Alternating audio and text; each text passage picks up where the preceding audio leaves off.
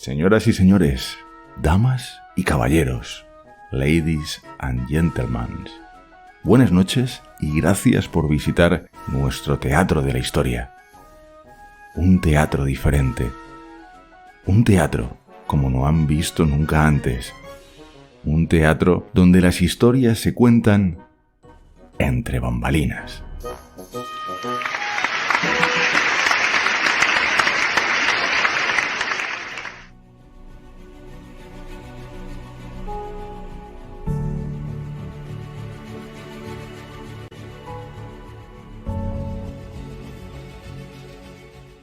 No existe peor intolerancia que eso a lo que llaman razón. Miguel de Unamuno.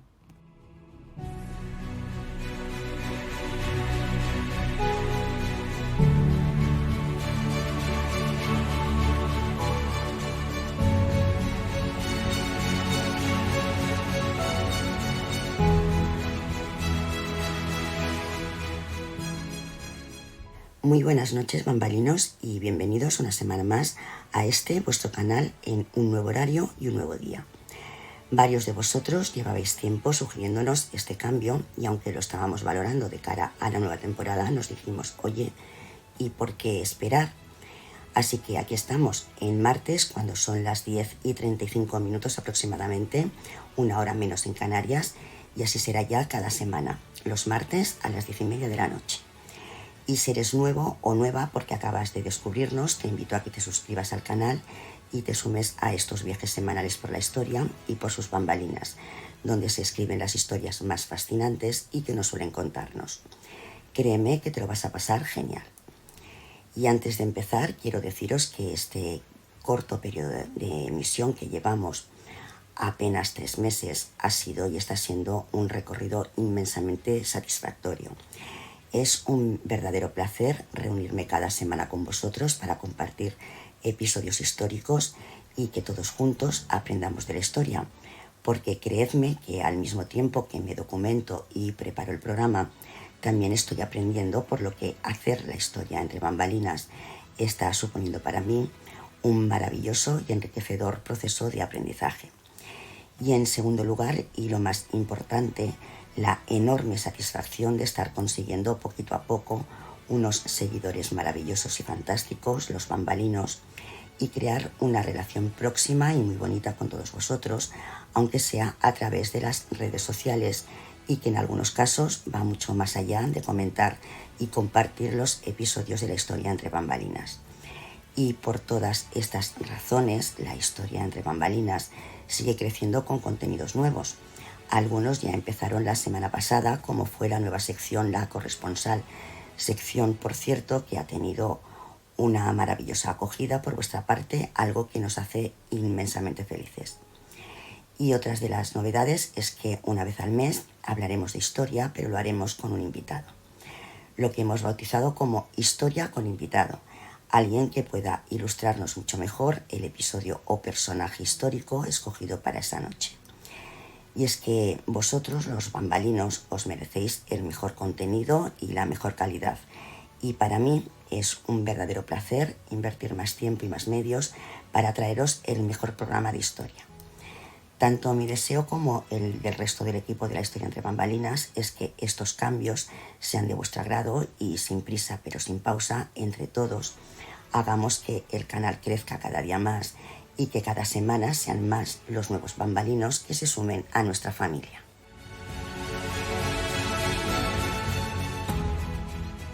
Cuando nos referimos a la historia, el concepto que sobre ella se tiene, erróneo por supuesto, es que hablar de historia significa hablar de tiempos remotos, trasladarnos hasta la noche de los tiempos, y no siempre es así. La historia se escribe cada día. Lo que ocurrió ayer, por ejemplo, ya forma parte de la historia, o lo ocurrido hoy mismo, sin ir más lejos, también es historia. Porque la historia, queridos bambalinos, se escribe todos los días, a cada minuto. Así que la historia es el ayer, pero también es el hoy y el ahora mismo. Y la historia de esta noche no tuvo lugar hace miles o millones de años, y tan solo ha pasado un siglo. Es la historia más reciente de España y aunque no os lo creáis, hay ciudadanos de este país que desconocen por completo ese periodo histórico nuestro. bien porque nacieron cuando ya había finalizado o porque eran demasiado pequeños para recordarlo. Y también está el buenismo, lo políticamente correcto y lo partidistamente interesado, y por lo tanto el silencio y el olvido. Y si hay algo más triste y peligroso que el olvido de tu propia historia, es el desconocimiento, porque a través de él es mucho más fácil ejercer la manipulación y la distorsión de la realidad, y eso sí que es altamente peligroso.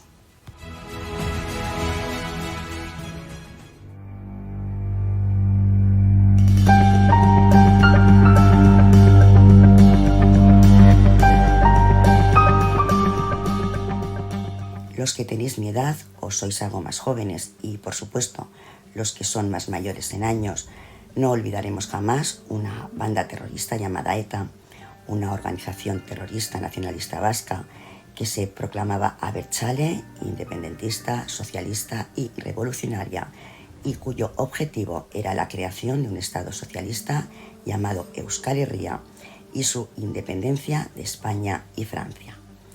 Hace apenas unos meses se cumplieron 10 años de ese ansiado día para muchos españoles y que tanto tardó en llegar, cuando la banda terrorista ETA anunciaba el fin de sus acciones violentas.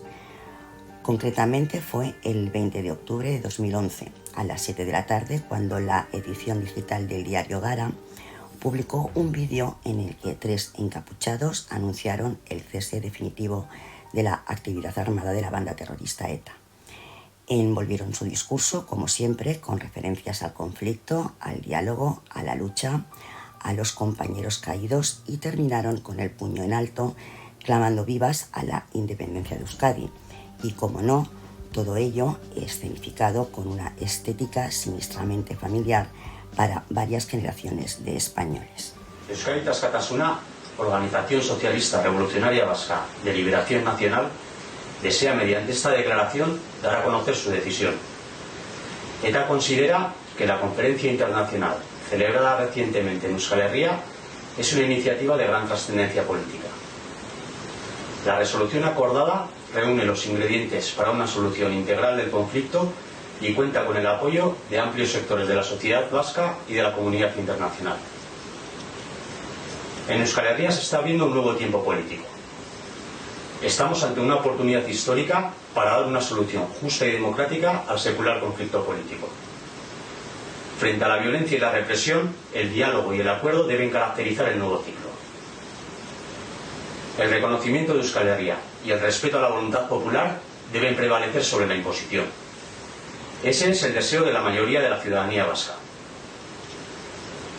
La lucha de largos años ha creado esta oportunidad. No ha sido un camino fácil. La crudeza de la lucha se ha llevado a muchas compañeras y compañeros para siempre.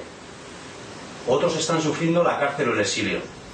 Para ellos y ellas, nuestro reconocimiento y más sentido homenaje. Estamos viendo el vídeo que la banda terrorista ETA ha remitido al diario Gara, y en el que 3 días después de esa conferencia internacional que se celebró el lunes en San Sebastián, anuncia el cese definitivo de la actividad armada, prácticamente con las mismas palabras que los mediadores internacionales le reclamaban en los 5 puntos que aprobó, esa conferencia. Seguro que a lo largo del día de hoy, de los próximos días, vamos a analizar y a medir y a comentar cada palabra desde ese lunes hasta hoy, y a comparar lo que pedían los mediadores internacionales y lo que estos 3 encapuchados de la banda terrorista ETA están contando en ese vídeo que, como les decía, ha colgado en su página web el diario Gara.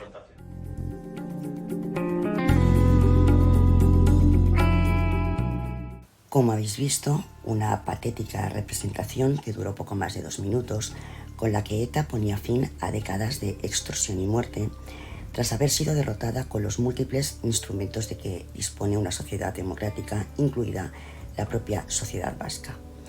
No olvidemos tampoco que ETA llegó a aquel mes de octubre de 2011 asediada, exhausta y absolutamente acorralada, y consciente también de su derrota por la acción de todos los poderes del Estado.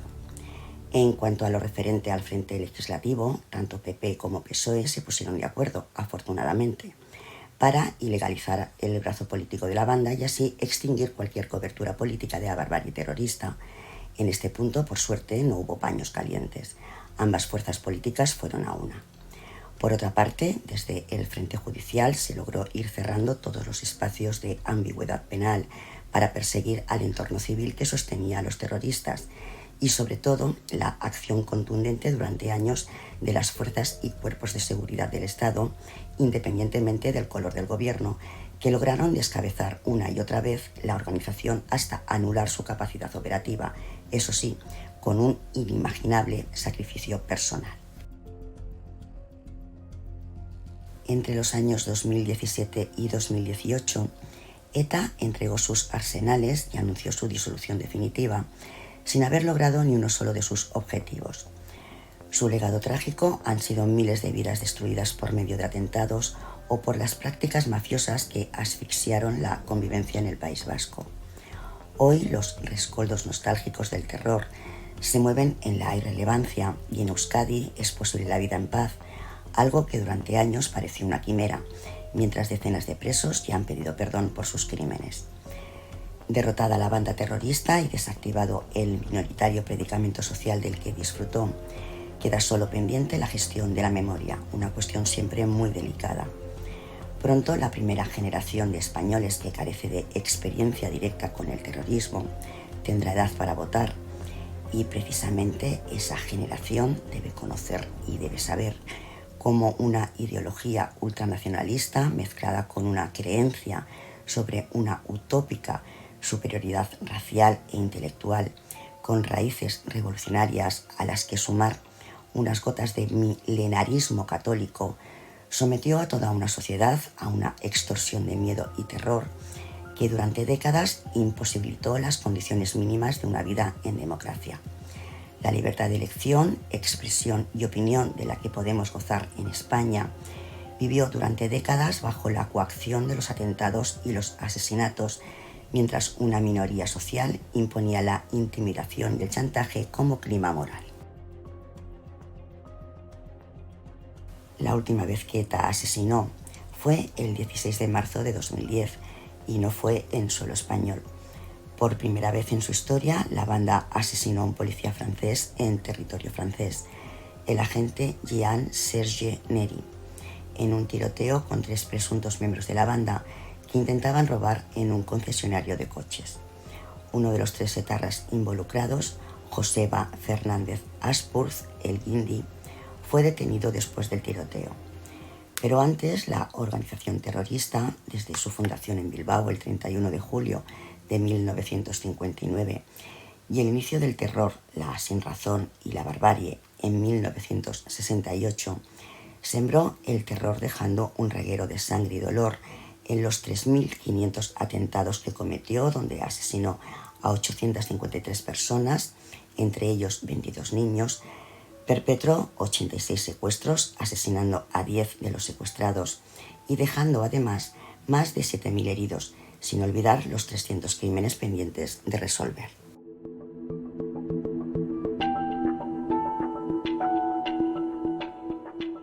El capítulo de esta noche es el primero de unos especiales que voy a dedicar a esa etapa histórica de nuestro país. Los he fragmentado en 4 capítulos. En el primero, el de esta noche, os voy a contar cómo, cuándo, dónde y por qué nació ETA, finalizando el episodio con el primer asesinato de la banda en junio de 1968. La próxima semana os contaré el recorrido de terror y barbarie que iniciaron ese año de 1968 hasta el cese de la violencia y la disolución de la organización. Y en el siguiente capítulo de estos especiales voy a contaros un acontecimiento donde con ETA como protagonista se escribió un nuevo capítulo en nuestra historia. Y eso fue el día que asesinaron al presidente del gobierno del régimen franquista, el almirante Luis Carrero Blanco, el último magnicidio del siglo XX en España. Atentado terrorista conocido como Operación Ogro y que estableció las bases para el proceso que, una vez fallecido el dictador, convergió en lo que se conoce como la transición, el paso de la dictadura franquista que imperó en España durante 40 años a la democracia. el único régimen político, por otra parte, que han conocido las generaciones nacidas a partir de la década de los 80. Y finalmente cerraremos estos especiales de nuestra historia contemporánea con la otra Operación Ogro, es decir, desvelaremos el papel que jugó la CIA y el secretario de Estado norteamericano Henry Kissinger en todo el entramado de la Operación Ogro, y que será el estreno de la sección Historia con invitado, donde nos acompañarán dos buenos amigos, Jero Gómez de Arcadia 51, un canal de YouTube que os recomiendo descubráis, donde se habla de todo, actualidad, historia, curiosidades y lo mejor, que lo hacen sin filtros y sin anestesia, como dice el doctor Gaona. Y también nos acompañará Raúl Cassini de Turno de Noche, un programa que podéis escuchar en las plataformas iVoox y Sport Direct R. Pero vayamos ya a conocer el contexto histórico que posibilitó el nacimiento de la organización terrorista y que posteriormente allanó el camino para que se hiciesen con la complicidad y las simpatías del propio pueblo vasco, de distintos gobiernos democráticos del ámbito internacional y de otros grupos terroristas que operaban en diferentes lugares del mundo.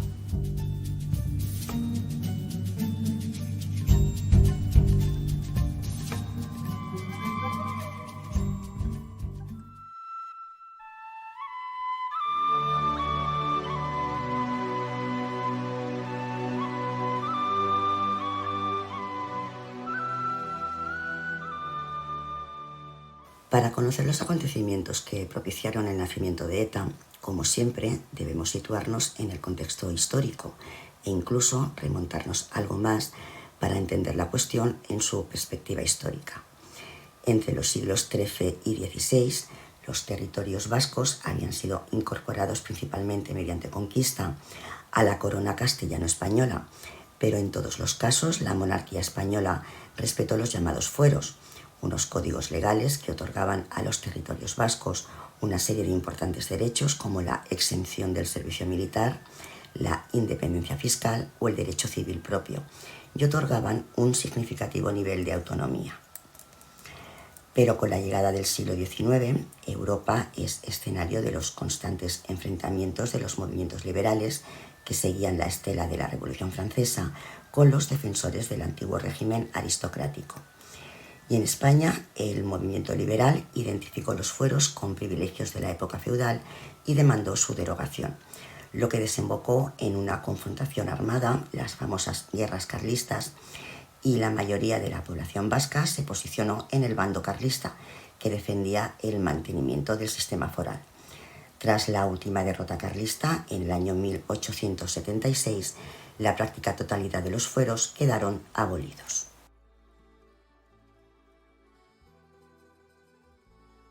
En esa misma época se produce en Euskadi, fundamentalmente en Vizcaya, un fuerte proceso de industrialización que conlleva la llegada de una gran cantidad de trabajadores de diferentes lugares de España.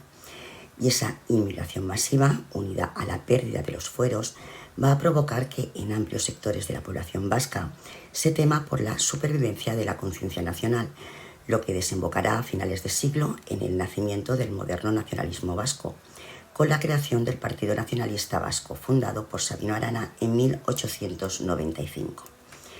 El nacionalismo que defiende Sabino Arana es socialmente bastante conservador e identificará a España, encarnada en los inmigrantes, como la causante de todos los males que acucian a los vascos, asentando en el mantenimiento de la pureza racial vasca la expectativa de supervivencia de la nación, identificando a su vez nacionalidad vasca con religión, consecuencia inevitable del fuerte confesionalismo heredado del carlismo.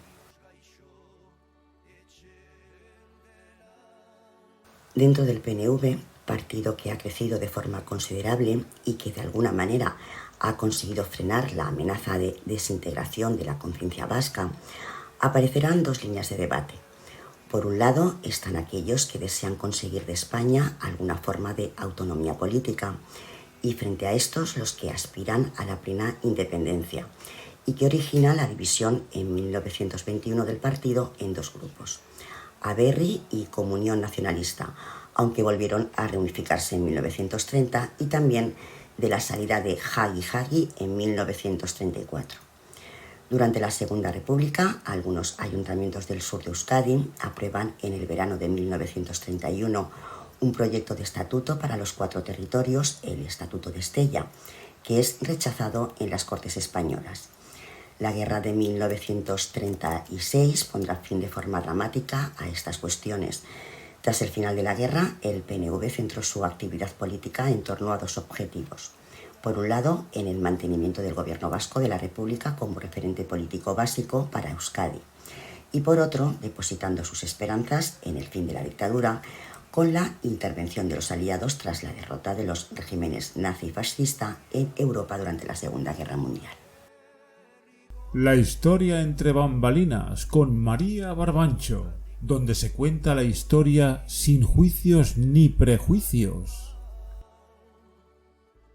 En el año 1953, 2 hechos de gran trascendencia certifican de manera definitiva el reconocimiento del régimen franquista como un Estado aliado. El primero, cuando el Vaticano y España rubrican el concordato que regulará las relaciones entre los 2 países, y el segundo, los acuerdos de colaboración política y militar entre España y los Estados Unidos, que cristalizarán en la instalación de potentes bases militares estadounidenses en territorio español. Todos estos reveses irán sumiendo al PNV en una inactividad casi total, en el abandono de cualquier intento de operar dentro del País Vasco. Pero a pesar del miedo y la represión, una poderosa trama de resistencias individuales se va tejiendo en la sociedad vasca, y así en 1947 la zona industrial de Bilbao queda paralizada por la protesta obrera, y en 1951 la industria vasca responde al llamamiento de huelga general contra el franquismo. Por otra parte, estaban los últimos guerrilleros, aquellos que se refugiaron en el monte para seguir luchando contra el régimen franquista, negándose a dar la guerra por perdida. Pero apenas eran unas cuantas partidas de guerrilleros diezmadas y desorganizadas en un par de lugares de España, y que cada vez están más acosadas y cercadas por las patrullas de la Guardia Civil. Y el único movimiento con presencia efectiva en el interior era el Partido Comunista, que tan solo contaba con unas cédulas y todas ellas prácticamente inactivas. Son años de miedo y silencio en toda España, y en el País Vasco la situación no era distinta a la del resto del país, solo que allí encontramos una diferencia notable, y es que una parte del clero con simpatías nacionalistas permitía mantener, aunque con la mayor discreción, eso sí, cierta actividad de algunos grupos abertzales vinculados al Partido Nacionalista Vasco. Entre esos grupos había uno que podemos decir era algo más inquieto que el resto. Sus miembros procedían en su inmensa mayoría de familias vascas de clase acomodada o con vinculaciones con la Iglesia, pues habían pasado por colegios religiosos o estudiaban en la Universidad de los Jesuitas en Deusto. Es más, alguno de ellos incluso había sido seminarista. Y a pesar de que eran algo radicales, contaban con la confianza de los curas nacionalistas. Y aquí hago un inciso para recomendaros un libro que leí hace muchos años, pero que considero es una de las mejores obras que se ha escrito sobre la historia de ETA. Se titula ETA nació en un seminario, y su autor es Álvaro Baeza, y cuya portada estáis viendo ahora en pantalla y que, como podéis comprobar, tiene una cantidad importante de ediciones. Os lo recomiendo de verdad. Prosigamos. En las reuniones periódicas que este grupo solía hacer en centros parroquiales, se criticaba abiertamente la inactividad del PNV en la lucha contra el franquismo. Tanto es así que en el año 1953 fundaron la organización EKIN, con el fin de desarrollar actos de resistencia contra la dictadura. El nombre del grupo procede del boletín divulgativo que publicaban para compartir las reflexiones y debates surgidos en su seno. El motivo de la creación de este grupo es la insatisfacción con respecto a las respuestas que el PNV ofrece en el terreno teórico y práctico al mundo nacionalista. 2 son las diferencias clave que separan a EKIN del PNV.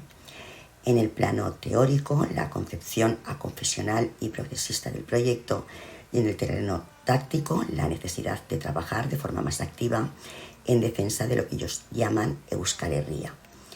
En un principio, y en aquellos encuentros que tenían una periodicidad aproximadamente semanal, se reunían para el estudio y la formación política y también hablaban de literatura, filosofía, historia, economía. Pero, partiendo de esas diferencias entre Ekin y el PNV, pronto va a tomar cuerpo la reflexión sobre la necesidad de ir más allá de la de ser un mero grupo cultural para conformar un movimiento político propio sobre unos parámetros ideológicos renovados. En este núcleo inicial se encuentran, entre otros, nombres que posiblemente para los más mayores en edad serán conocidos: Iñaki Gainzarain, José María Benito del Valle, Alfonso Irigoyen, Guruz Ansola, Manu Aguirre y Julen Madariaga. Tiempo después, en San Sebastián, se forma un segundo grupo con Rafa Albisu, Iñaki Larramendi y José Luis Álvarez Esparanza. Algunos de ellos ya habían militado anteriormente en organizaciones estudiantiles abertzales y también habían sido detenidos. Antes de proseguir, quiero pediros disculpas porque habréis notado que estoy algo afónica, pero es que tengo un trancazo importante. No es COVID, afortunadamente. El test dio negativo.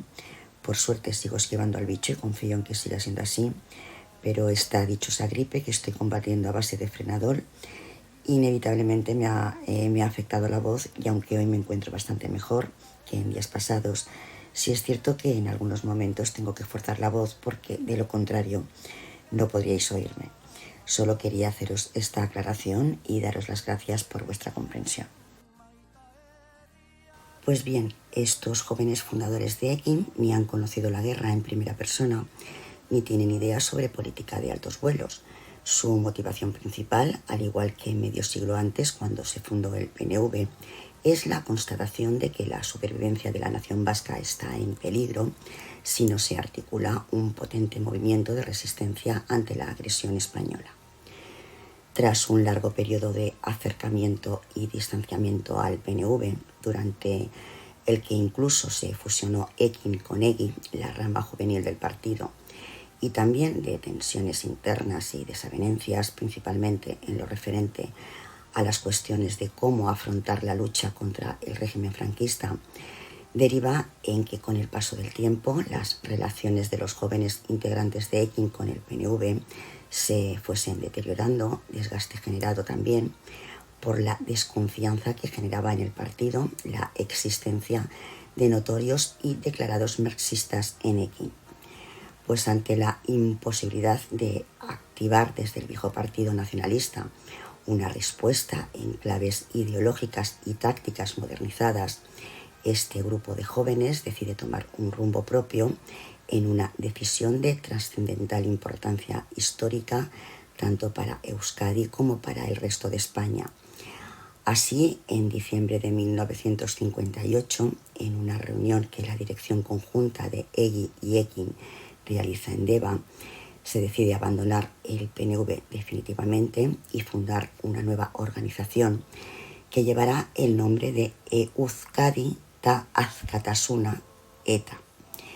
El nombre que se había pensado en un primer momento no fue ETA, sino ATA, Aberrita Askatasuna, Patria y Libertad, pero fue descartado puesto que en euskera occidental significa pato. Y si os habéis dado cuenta, he dicho Euskadi Ta Askatasuna usando la Z y no la S. Y es que antes de la aparición del euskera unificado se utilizaba la letra Z en las palabras Euskadi y Askatasuna. La nueva organización emprenderá el camino de superación del nacionalismo histórico y lo hará a partir de una revisión en profundidad del mismo. El concepto de raza como núcleo de la identidad vasca será sustituido por la lengua y la cultura. Y la religión será separada de la política por la nueva organización que adoptará el aconfesionalismo. Y en lo referente a materia social, ETA partirá desde las posiciones más izquierdistas del nacionalismo histórico y las organizaciones terroristas como el IRA irlandés de comienzos del siglo XX y el Frente de Liberación argelino, muy activo por aquel entonces, serán sus principales referencias. En enero de 1959, ETA elabora un comunicado en el que por primera vez aparece la nueva sigla. Sin embargo, durante unos meses la organización no difundirá su nombre ni su propia existencia, intentando así añadir un plus de seguridad a su actividad. Y ahora que ya están fuera del control del PNV, la posibilidad de practicar la lucha armada se contempla como una opción viable, por lo que se creará una estructura interna a tal efecto. Tras la incorporación de la rama de acción Ekintza Adarra, embrión de una rama militar, la organización quedará estructurada en 6 áreas: Secretaría, Euskera, Propaganda, Acción Legal, Grupos y Ekintza. Desde la escisión, tanto ETA como EGI, principalmente esta última, se dedican a una tarea activista con el objeto de ganar legitimidad. Sin embargo, las actividades de una y otra se confunden, ya que son muy similares. La colocación de ikurriñas que estaban prohibidas en lugares de difícil acceso y gran visibilidad, como puentes y tendidos eléctricos, el lanzamiento de octavillas o la realización de pintadas, eran las fórmulas de trabajo habituales tanto de ETA como de EGI. Aclarar para los más jóvenes que durante la dictadura de Franco, cualquier bandera que no fuese la rojigualda y el águila estaban totalmente prohibidas, y cualquier acción que les diera visibilidad era considerada un desafío al régimen y, por lo tanto, perseguido y castigado casi siempre con penas de prisión, sin olvidar, eso sí, el previo paso por los calabozos de las comisarías y las más que seguras palizas propinadas por la entonces policía del régimen. En esa época, los simpatizantes de la banda utilizaban el concepto de resistencia vasca para denominar al conjunto de las actividades de lucha contra la opresión franquista, y la policía, desconocedora aún de la existencia de ETA, considera a EGI responsable de este aumento de actividad. ETA tenía en aquel entonces unas normas de seguridad mucho más estrictas que el resto de organizaciones. Entre ellas figuraba la de negar, en caso de detención, la existencia de ETA y asumir cualquier posible actividad a la iniciativa personal. Y en el año 1959, ETA comete sus primeros atentados.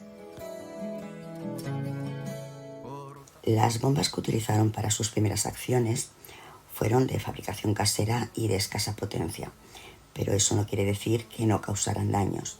Sus objetivos fueron el Gobierno Civil de Vitoria, el diario Alerta de Santander y la comisaría de policía de Indautxu en Bilbao. El atentado contra las instalaciones del diario falangista Alerta tuvo una connotación claramente simbólica. El artefacto estalló en la madrugada del 24 al 25 de octubre de 1959, coincidiendo con el 120 aniversario de la ley del año 1839, que confirmó los fueros vascos de los que hemos hablado al inicio y que para Sabino Arana y sus seguidores supuso la pérdida de la independencia de Euskadi y la base de su ideario nacionalista, por lo que dicha fecha resultaba emblemática para el nacionalismo vasco, de ahí que cometieran el atentado justo cuando se cumplían los 120 años de aquel nefasto acontecimiento para los nacionalistas vascos.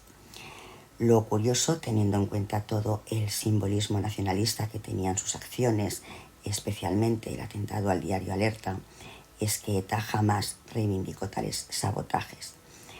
El Gobierno Civil de Vizcaya, en cambio, sí imputó el lanzamiento de la bomba a la Jefatura Superior de Policía, a los miembros de EGI, las Juventudes del PNV, que llevaban meses desplegando cierto activismo.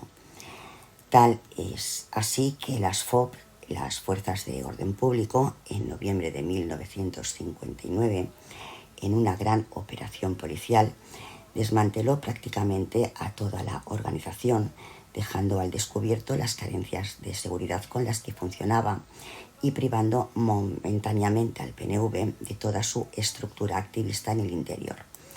En las redadas también fueron detenidos, aparte de algún veterano, 4 miembros de ETA que anteriormente habían pertenecido a EGI.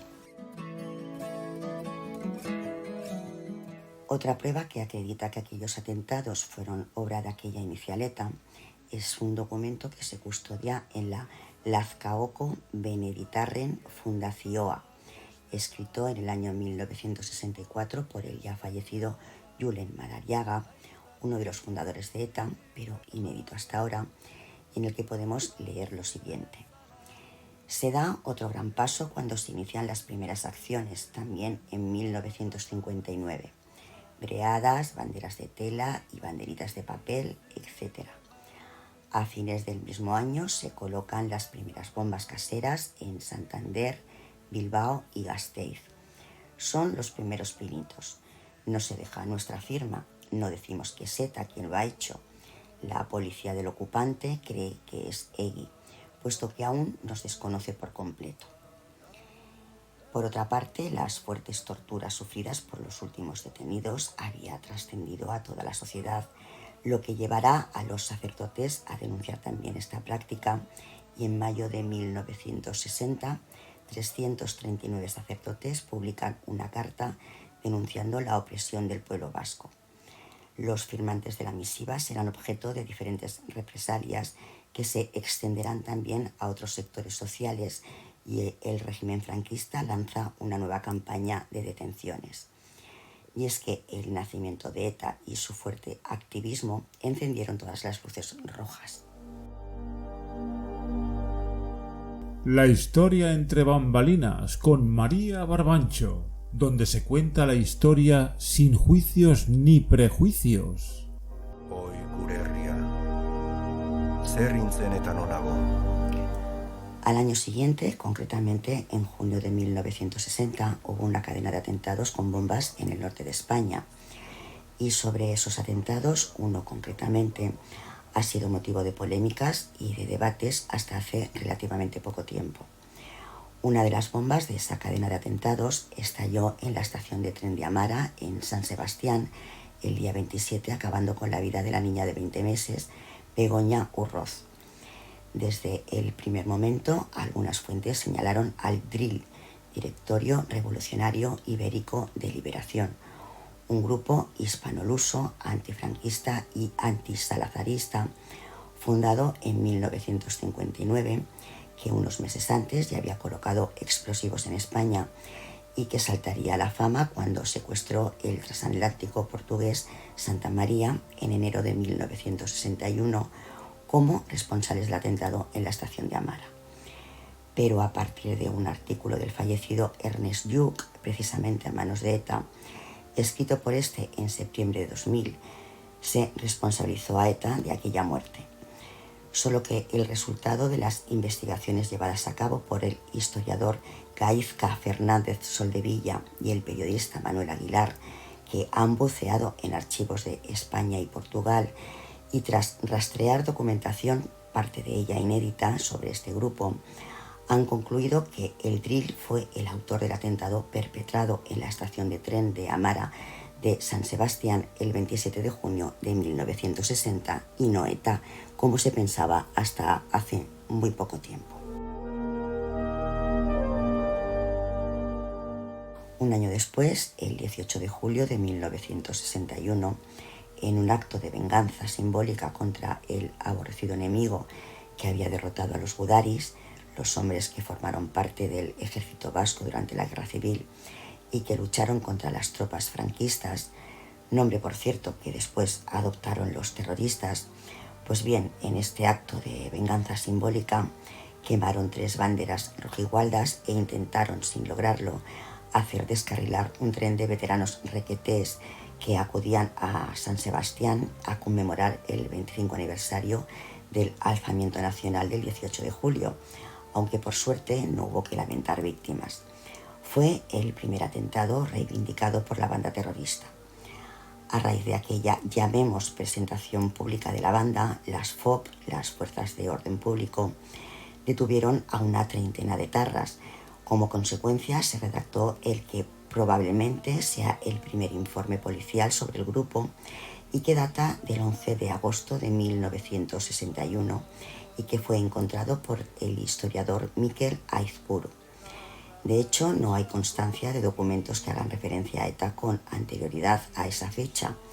La dictadura franquista estaba tan obsesionada por aquel entonces con la amenaza comunista que no le había prestado demasiada atención a la organización, o también es posible que, como os he dicho hace unos minutos, dada la escasa actividad de la banda, ni siquiera conociera su existencia.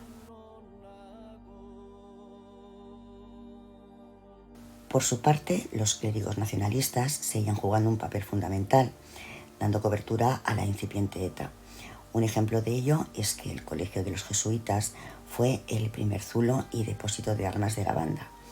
Y otro ejemplo es el monasterio de Benedictinos de Belloc, en Bayona, donde en mayo de 1962 ETA celebró su primera asamblea general. Pero la deriva hacia la violencia más intelectual que práctica en los primeros años culminó en la tercera asamblea, celebrada en 1964 en el Santuario de los Jesuitas en Loyola, donde por primera vez ETA planteó que su estrategia sería el empleo de la violencia contra el Estado español para forzar a éste a responder con acciones represivas y así provocar una insurrección popular en el País Vasco, poniendo en práctica la famosa dinámica de provocación-respuesta. El modelo que tenían en mente eran las guerrillas de otros países, principalmente africanos y latinoamericanos, que mediante la revolución habían conseguido la independencia de sus colonizadores y que a partir del éxito de la Revolución Cubana en 1959 había alcanzado una enorme notoriedad internacional, influyendo especialmente en los jóvenes de la época ávidos de cambios y libertad, y que creían que las revoluciones eran el único modo de conseguir cambiar las cosas. Posteriormente, la propia historia se ha encargado de mostrarnos que nada de aquellas utopías revolucionarias eran ciertas, y en países como Cuba, la revolución libertaria socialista se convirtió en una dictadura comunista. Todo ese contexto político y social favoreció que ETA inspirase simpatías entre los nacionalistas más radicales y también, y cada vez con mayor popularidad, entre grupos de jóvenes marxistas que veían en la lucha armada, como propugnaba el famoso Che Guevara, la única forma de terminar con el régimen franquista y así poder llevar a cabo la revolución socialista. El caso es que cada vez más jóvenes izquierdistas y marxistas se fueron sumando a la organización, y para estos lo prioritario ya no era la independencia del País Vasco, sino la revolución socialista.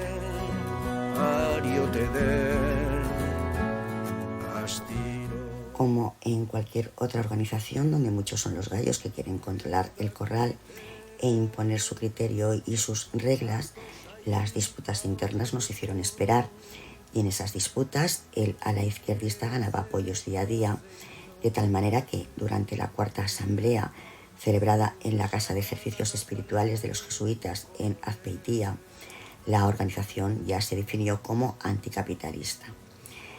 Pero la ruptura definitiva entre ambos sectores, el abertzale nacionalista y el marxista-leninista, llegó en la quinta asamblea, celebrada en 1966 en la Casa Parroquial de Gaztelu y en la Casa de Ejercicios Espirituales de los Jesuitas en 1967 en Guetaria, y en la que a los llamados despectivamente españolistas, el sector que quería priorizar la revolución socialista sobre el nacionalismo, fueron expulsados de la organización, aunque más tarde fundarían un nuevo partido político clandestino, el Movimiento Comunista, que seguiría actuando durante los primeros años de la transición.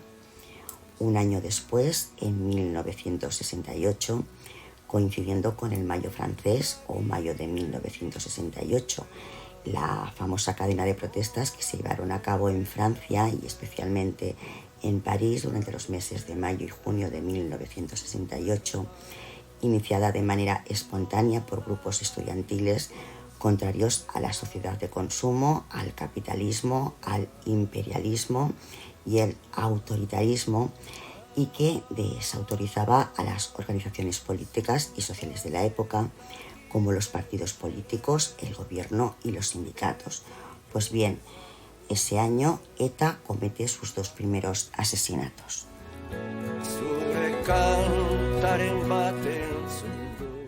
Eran las 5:30 de la tarde del viernes 7 de junio de 1968. La pareja de tráfico de la Guardia Civil de Carreteras, los agentes José Pardines Arcay y su compañero Félix de Diego Martínez, tenían un puesto en la carretera local de Aduna, a la altura de Villabona, en Guipúzcoa, encargados del control del tráfico por ser una zona en obras. Los 2 guardias ordenaban el tráfico cada uno en un extremo de la carretera. Pues bien, al agente Pardines le llamó la atención un coche, un SEAT 850 Coupé blanco, con matrícula Z73497. De hecho, poco antes, tanto Pardines como su compañero habían recibido una alerta sobre un vehículo robado muy similar. La matrícula le pareció sospechosa y decidió darles el alto para pedirles la documentación a los 2 ocupantes. Y mientras Pardines leía la documentación, Echevarrieta y Sarasqueta salieron del coche.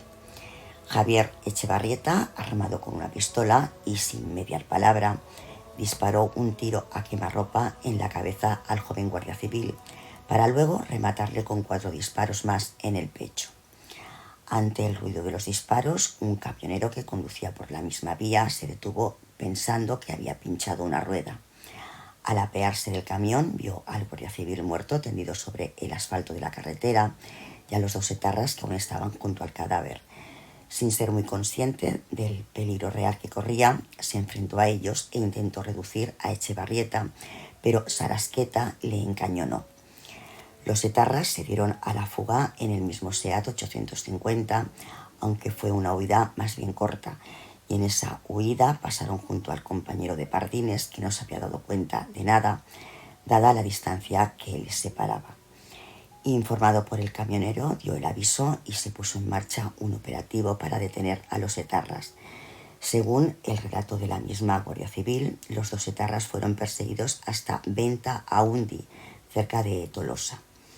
Allí, en el enfrentamiento a tiros con los agentes, Javier Echevarrieta cayó herido de gravedad, siendo trasladado al hospital de Tolosa, donde finalmente falleció. Sarasqueta inicialmente consiguió escapar, pero fue detenido unas horas más tarde, en la madrugada del 8 de junio, en la iglesia de la localidad guipuzcoana de Regil, donde se había ocultado.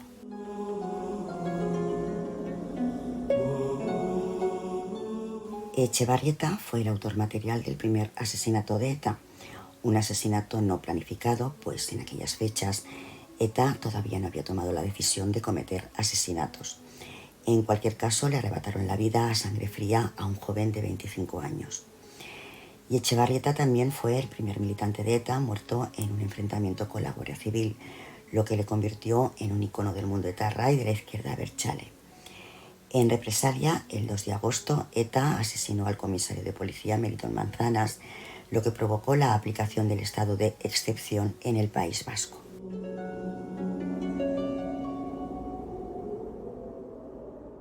No cabe duda de que el año 1968 fue el de la apuesta clara de la banda por la lucha armada contra la represión franquista.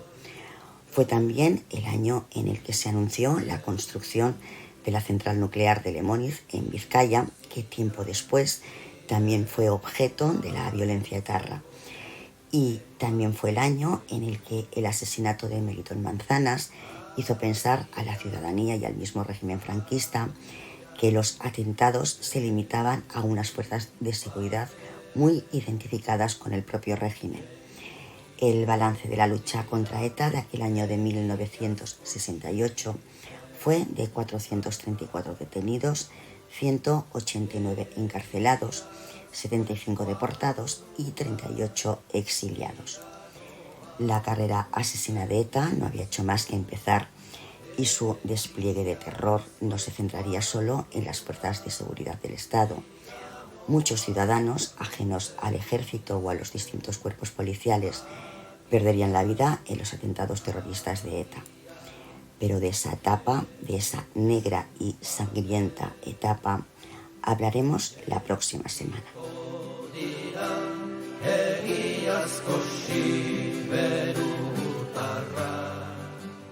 La historia entre bambalinas con María Barbancho, donde se cuenta la historia sin juicios ni prejuicios.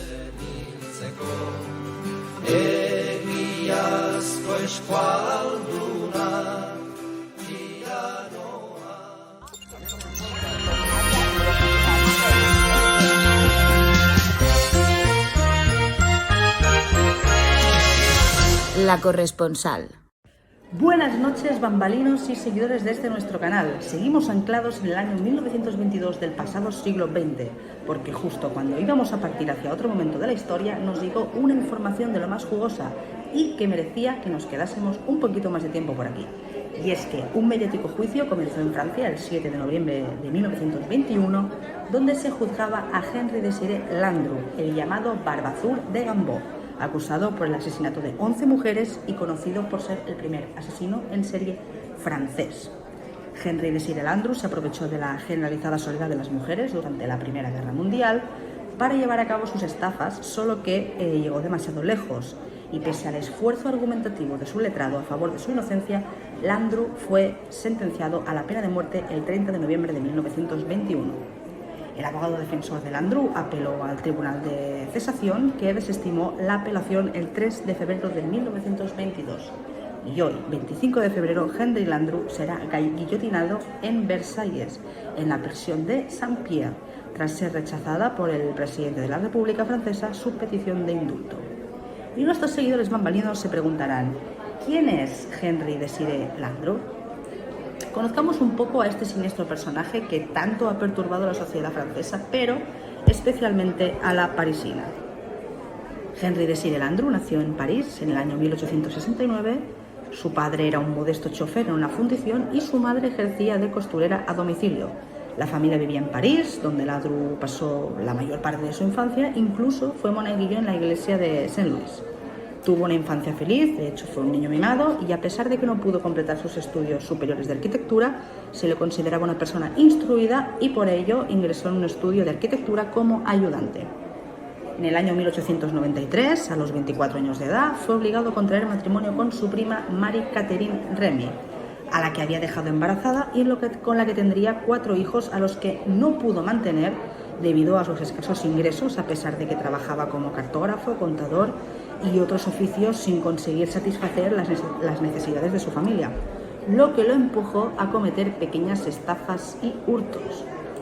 En 1900, por sus primeras fechorías, será condenado a diversas multas y pequeñas penas de prisión que logra evitar gracias a informes psiquiátricos que lo declaran como enfermo mental, sin llegar a considerarlo dentro de ningún grado de locura. En 1909 será condenado por la estafa de varios efectos y títulos financieros a una mujer, Jeanne Issoret, la primera mujer a la que logró engatusar y luego estafar, y a quien habría seducido a través de una agencia matrimonial, pero que luego le denunciaría tanto por incumplir sus promesas de matrimonio como por haberle robado la importante suma de 20.000 francos, lo que le valió una condena de 3 años. Este asunto marca el comienzo de sus relaciones con las mujeres. Su última estafa conocida será por una compraventa por la que es sentenciado a pena de prisión en la Guayana francesa en 1914, si bien consiguió huir y desaparece del mapa, o eso parecía. Pero el estallido de la Primera Guerra Mundial le ofrece el contexto social perfecto para tramar su nuevo modo de vida como cazador de mujeres, presentándose bajo diferentes nombres a través de anuncios en periódicos como un viudo o divorciado solitario de un buen nivel económico dispuesto a encontrar pareja para contraer matrimonio. Su objetivo eran las mujeres solteras o viudas de entre 35 a 45 años, pero con ahorros para poder hacerlos suyos. Utilizando más de 90 seudónimos, Landru llega a conocer a unas 300 mujeres mediante su sistema de anuncios en la prensa parisina.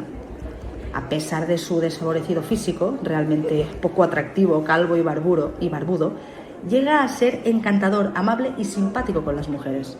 mientras comienza a crear un archivo con todos los datos físicos, económicos y familiares de estas mujeres, con las que se cartea en un primer momento.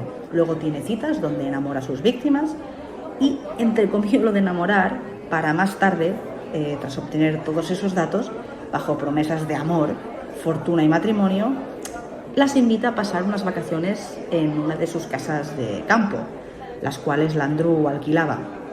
Primero en la localidad de Bernouillet, a unos 35 kilómetros de París, donde se supone asesinó a las 2 primeras mujeres, y posteriormente en la población de Gambot, a unos 60 kilómetros de París. De hecho, es la localidad más célebre de los escenarios de sus crímenes. Con el país volcado en la guerra y millones de hombres al frente, Francia estaba llena de viudas en busca del consuelo y la protección de un marido. Henry Desire Landru no tenía más que lanzar el anzuelo en los anuncios por palabras, y mientras mantenía la convivencia con su familia, se hacía pasar por refugiado de la zona ocupada por los alemanes. Pero, ¿cómo era su modus operandi? Muy sencillo. Landru publicaba un anuncio, o bien respondía a aquellos que habían difundido mujeres que encajaban con sus intereses criminales. Establecido el contacto, ponía en marcha una representación bien rodada en la que se convertía en un devoto pretendiente, cargado de promesas y atenciones, hasta que la víctima accedía a otorgarle poderes sobre sus bienes y aceptaba instalarse con él en Gambot. Y es que Landru, que en la actualidad en el siglo XXI sería calificado como un psicópata del libro, ajustaba su sistema de tal forma que, primero, aislaba a la víctima de sus amistades y parientes; segundo, intervenía en la administración de los bienes de la víctima; tercero, invitaba a la amada a pasar una semana en el campo, como luna de miel anticipada y lugar idílico para una gran petición de matrimonio; cuarta, la víctima era asesinada por Landru y este la hacía desaparecer abrasándola en el horno cocina. Por último, conseguía todos los bienes de la difunta con su documentación original y poderes. Con el dinero obtenido continuaba sus amoríos y mantenía a su esposa e hijos, mientras que ellos solo lo veían cuando regresaba de alguno de sus viajes de negocios. Y esto último también lo entrecomillo, pues había hecho creer a su familia que era un comerciante de muebles que pasaba muchos días recorriendo mercados. Un auténtico maestro del engaño y la farsa, no cabe ningún tipo de duda. El procedimiento, desde luego, funcionaba a la perfección, incluso para su familia auténtica. Landru era un tipo muy meticuloso que cuidaba al máximo los detalles de sus fechorías, hasta el punto de llevar una anotación meticulosa de todas las fechas y nombres de las mujeres con las que había entrado en contacto y las transacciones que éstas hacían a su favor. Entre los años 1915 y 1919 logró reunir una fortuna con los bienes de sus novias, que, según sus propias anotaciones, ascendía a 35.642 francos. En ese momento, una verdadera fortuna. Y, para no levantar sospechas en las familias de las desaparecidas, enviaba en sus nombres mensajes o flores en fechas señaladas, incluso cuando ya las había asesinado, con el fin, está claro, de simular que sus parejas pues seguían vivas, ¿no? Pero esas argucias, afortunadamente para las ciudadanas parisinas, no podían funcionar siempre. Eso sí, el éxito de su siniestra carrera de Casanovas asesino le dio confianza y se habituó a la impunidad. Y posiblemente se habría salido con la suya si no hubiera sido por la tenacidad de la hermana de una de sus víctimas, reforzada por una casualidad totalmente improbable. Y esa tenacidad y esa casualidad improbable obtuvieron su premio. Harta de esperar sin éxito noticias durante más de un año, la hermana de Célestine Buisson fue a buscarla a Gambot. Como la casa estaba cerrada, acudió al ayuntamiento, pero el alcalde no pudo ayudarla porque Landru había facilitado un nombre que no se correspondía con el dado a Buisson. Pero, por suerte, recordó haber recibido meses atrás una visita del padre de otra viuda que le relató una historia similar. Al mismo tiempo, en París comienzan las investigaciones por las extrañas desapariciones de mujeres tras las denuncias de parientes y amigos. Las historias que los familiares de las mujeres desaparecidas contaban a los investigadores coincidían todas con el inicio de una nueva relación de la desaparecida con un señor viudo o divorciado. A su vez, en Gambot, la presencia de Landru, un tipo calvo y barbudo que lleva un bombín y que siempre que llega a Gambot lo hace con una mujer totalmente diferente y tiempo después se lo vuelve a ver solo, empieza a llamar la atención a varios vecinos. Pero las investigaciones se ven entorpecidas por los distintos nombres que Landru utiliza. Recordemos que Landru llegó a utilizar más de 90 seudónimos diferentes con diferentes mujeres. Cuando la hermana de Celestine Buisson acudió a la policía de París, reconoció a Landru entre las fotografías que le enseñaron como la persona de la que su hermana se había enamorado. Y ese fue el primer indicio claro que vinculaba a Landru con las desapariciones. Aún así, nada hubiera cambiado si no fuese porque el 11 de abril de 1919 Landru fue a comprar un jugo de café en una tienda de la calle Rivoli. La casualidad quiso que la hermana de Celestine Buisson lo reconociera allí. Tras avisar a la policía, a los 2 días, Landru, que estaba acompañado de otra mujer, Fernand Secret, su amante real, es detenido mientras usaba la identidad de un tal señor Guillet. La policía parisina había detenido, sin saberlo aún, al primer depredador en serie de mujeres francés, casi todas viudas o solteras, en un periodo especialmente difícil, como fue la Primera Guerra Mundial. Un depredador que enamoró a unas 300 mujeres, estafando a todas las que pudo y asesinando, descuartizando y quemando al menos a 11 de ellas, casi siempre en la casa solitaria de Gambon. En el momento de la detención, Landru se muestra enfurecido y colérico, negando todas las acusaciones y ser quien decían que era. Pero durante la investigación se descubren las casas de Landru, así como objetos que pertenecían a las mujeres desaparecidas, botones o zapatos, pero también montañas de cenizas con algunos huesos que se extendían entre el cobertizo, la chimenea y la cocina de la casa de la localidad de Gambon. Además de 2 cuerdas, 2 hachas, una sierra, un martillo, 3 puñales, tijeras, tenazas y pinzas.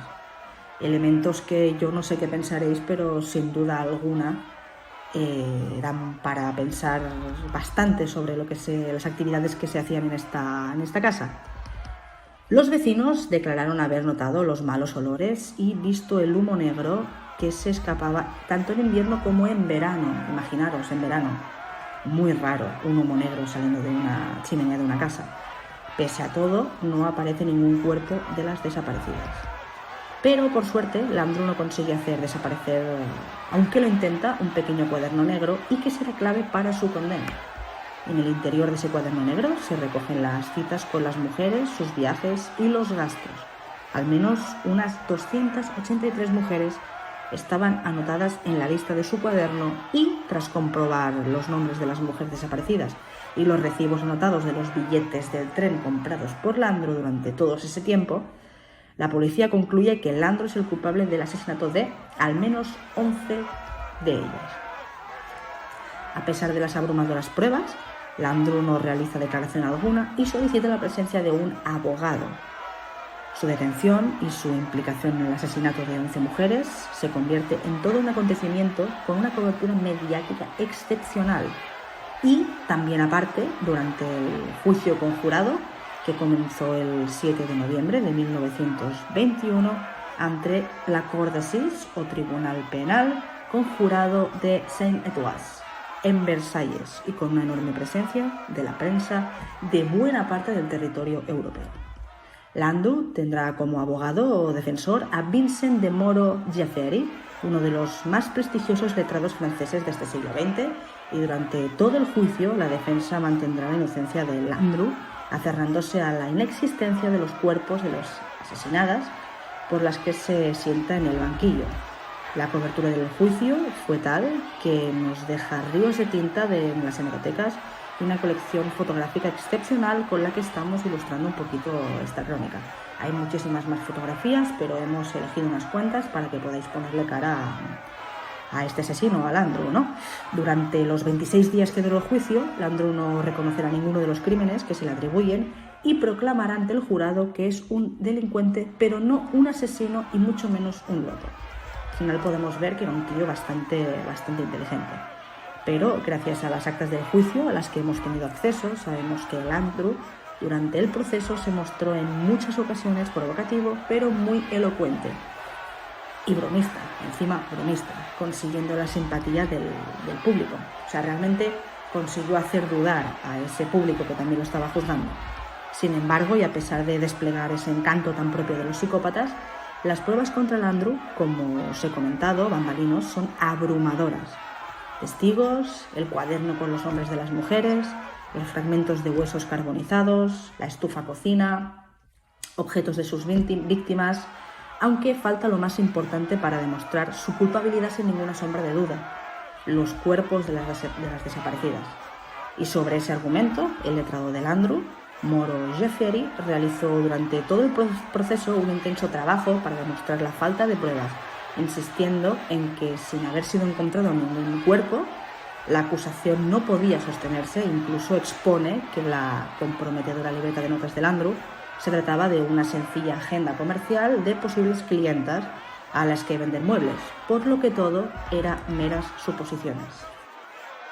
Gracias a las crónicas de los periódicos sabemos que a las preguntas del presidente del tribunal inquiriéndole para que indicase qué sucedió con sus amantes desaparecidas, Landru respondió: «¿Quiere usted que yo averigüe el paradero de mis amantes, señor juez? Pero vamos a ver, usted mismo, señor juez, que sin duda alguna ha tenido también muchas amantes, ¿sería capaz de indicarme en este momento el domicilio de cada una de ellas?».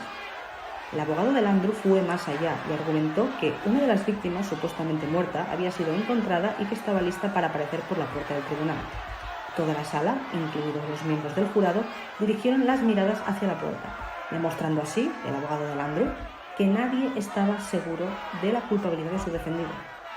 Solo el fiscal no cayó en la trampa y de inmediato le replicó al abogado defensor señalando que solo Landru no había desviado la mirada hacia la puerta, delatándose a sí mismo, pues sabía que era imposible que apareciese amante viva alguna. Pero la evidencia más clara que cimentó su condena fue sin duda su famosa libreta negra, en la que estaban anotados todos los nombres de las mujeres desaparecidas, las fechas en las que se conocieron y lo que había obtenido de ellas, y también las compras de materiales y objetos que necesitó para hacerlas desaparecer. Con esa información de su puño y letra, y que él nunca desmintió, y que el jurado aparte consideró pruebas indudables que no podían corresponder a una sucesión permanente de casualidades, y pese al esfuerzo argumentativo de su letrado a favor de su inocencia, Landru fue sentenciado a la pena de muerte el 30 de noviembre de 1921, mostrándose inmutable cuando escuchó el veredicto que lo condenaba a morir en la guillotina. El juicio fue descrito por la prensa como absurdo y grotesco. Incluso se llegó a decir que Landru hipnotizaba a sus víctimas y al público con la mirada. Y hoy, 25 de febrero de 1922, en la prisión de Saint-Pierre de Versalles, Henry Desir Landru va a ser ejecutado en la guillotina. Hemos sido testigos de cómo ha pedido como última voluntad poder lavarse los pies, lo que le ha sido denegado por miedo a que tuviera preparada algún tipo de treta para suicidarse. Sin embargo, se le ha ofrecido un cigarrillo y lo ha rechazado, alegando sarcásticamente que es malo para la salud. El sacerdote que se le ha asignado para su última confesión y que le ha preguntado si creía en Dios, también lo ha rechazado diciendo en tono bromista: «No podemos hacer esperar a estos señores con estas adivinanzas». Hemos tenido la enorme suerte de encontrarnos muy cerca de Landru y su abogado, pudiendo así escuchar la última conversación que ambos hombres han mantenido y que ha sido la siguiente: «Vamos, Landru, te defendí con todas mis fuerzas y estoy aquí nuevamente como tu último amigo. Debo saber si ahora debo defender tu memoria. Dime el secreto de tu vida». A lo que Landru le ha respondido con una sonrisa que daba algo de miedo. Tengo que confesar, tengo que confesar que el tipo en cuestión da bastante miedo, especialmente por su mirada. Pero como os decía, lo que le he respondido ha sido: «No, maestro, gracias, pero mi secreto me lo llevo. Eso es todo mi equipaje». Llega el momento de la ejecución, estamos a tan solo unos pequeños segundos de que ejecuten a este tan conocido asesino en serie. La verdad es que como todavía se pueden presenciar las ejecuciones, hay bastante gente. Sí que es verdad que la muchedumbre está bastante tensa. Sobre todo, imagino que estaréis escuchando, sobre todo están chillando cosas contra Landru.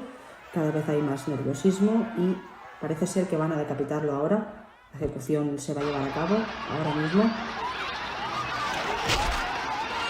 Vale, señoras y señores, acaban de ejecutarlo delante nuestro. Un momento realmente fuerte, de hecho diría que de los más fuertes que he vivido, siendo sincera. La imagen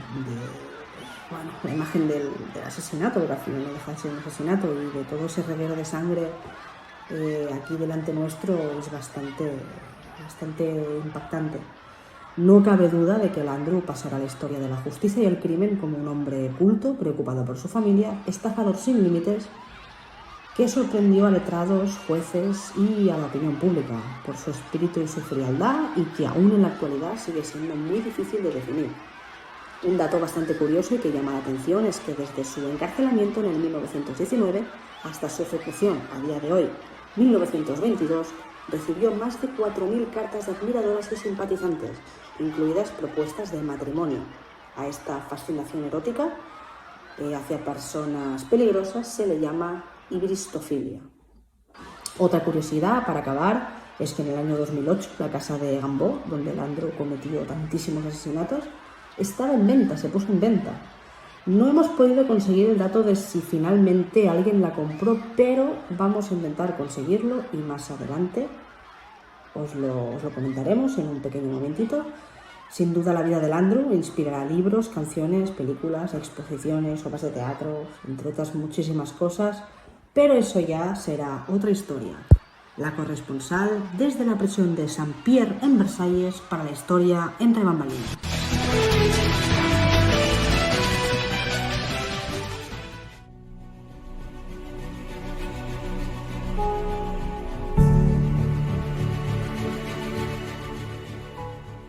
Pues hasta aquí nuestro programa de hoy.